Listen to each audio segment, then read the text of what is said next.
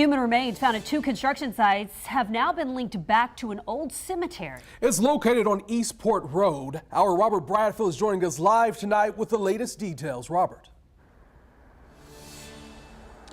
Good evening, and the digging and the soil removal that was happening at this site again here on Eastport Road has stopped in the area where that headstone was found earlier this week. And you are taking a live look at the dumpsters that are sitting idle tonight.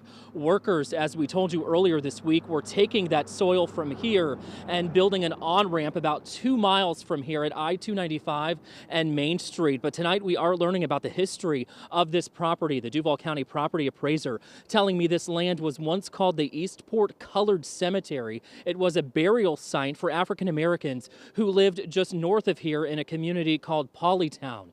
Now, the Jacksonville Sheriff's Office has not released any information about who that headstone belongs to or when that person died, but property appraiser Jerry Holland says this land does date back to a family who owned a timber company in the early 1800s to mid 1900s. The land has switched hands a few times, he says, owned by some paper companies. Holland says he is interested in finding out when that person died, and that will then help piece together a larger puzzle. Listen.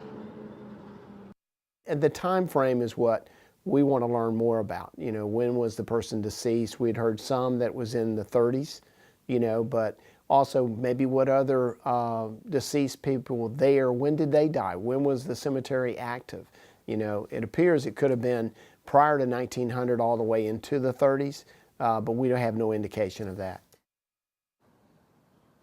A lot of unanswered questions here tonight, and as more information is released about the history of this land and who that headstone belongs to, Holland says that the records of Duval County will reflect those changes and then be put in the public record. Coming up here at 6 o'clock tonight, we will take a closer look at the history of this land, again once known as Polytown.